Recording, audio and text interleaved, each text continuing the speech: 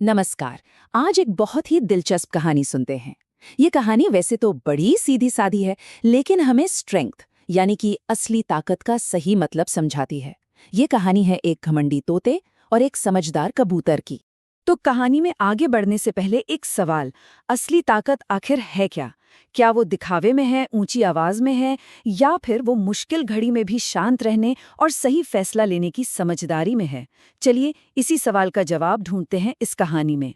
तो हमारी कहानी की शुरुआत होती है एक बड़े हरे भरे पेड़ से, जहां हमारे दो मुख्य किरदार रहते थे।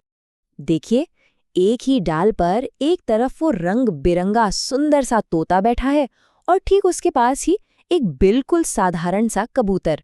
पहली नजर में तो सब एकदम नॉर्मल और शांत लग रहा है ना? पर इन दोनों के स्वभाव में जमीन आसमान का फर्क था।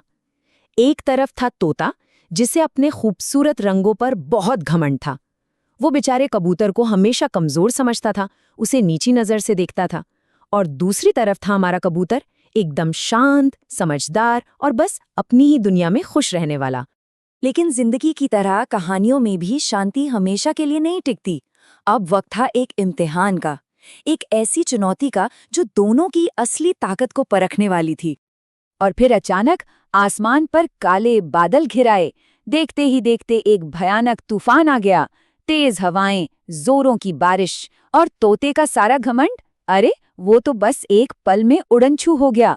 वो बेचारा बुरी तरह डर गया था, घबराहट में उसके पंख कांप रहे थे। देखिए, जब सच में मुश्किल आई ना, तो तोते का वो सारा घमंड किसी काम नहीं आया। डर ने उसे ऐसा जकड़ा कि वो उड़ना तो दूर, ठीक से हिल भी नहीं पा रहा था, बस अपनी जगह पर बुरी तरह कांप रहा था। अच्छा, अब जरा देखते हैं कि दूसरी तरफ कबूतर क्या कर रहा था। यहीं से कहानी का असली मतलब समझ में आता है कि आखिर ताकत होती क्या है। मतलब जहां एक तरफ तोता दहशत में था, वहीं कबूतर वो बिल्कुल शांत रहा। उसने न सिर्फ खुद को संभाला, बल्कि इस घमंडी तोते को बचाने के लिए आगे आया। उसे अपने पंखों के नीचे छिपाकर महफूज कर लिया। तो कबूतर ने ऐसा किया कैसे? उसकी स्ट्रैटेजी क्या थी? बहुत सिंपल। सबसे पहले वो शांत रहा, जिससे वो साफ साफ सोच पाया। दूसरा, उसने फौरन एक सुरक्षित जगह ढूंढी और वहां पहुंच गया। और तीसरा, उसने तोते की भी जान बचाई। असल में उसकी शांति ही उसकी सबसे बड़ी ताकत बन गई।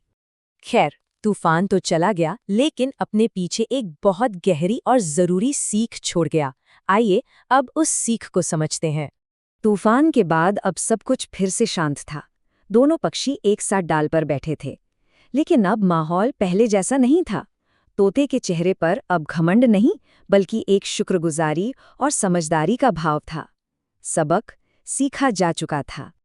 और वो सबक ये था कि असली ताकत बाहरी दिखावे या घमंड में नहीं होती। असली ताकत तो मन की शांति में और मुश्किल हालात में सही फैसला लेने की काबिलियत में होती है। तो इस पूरी कहानी से कौन सी बड़ी बातें सीखने को मिलती है? पहली ये कि मुश्किल समय में हमारा घमंड ही हमारी सबसे बड़ी कमजोरी बन जाता है।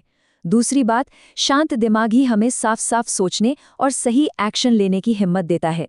और सबसे जरूरी बात, सच्ची ताकत हमारे अंदर होती है, बाहर की चीजों में नहीं। और अब आखिर में ये सवाल हम सबके लिए है। जब हमारी जिंदगी में मुश्किलों के तूफान आते हैं, तो हम किस चीज पर भरोसा करते हैं? अपने घमंड पर या अपनी भीतरी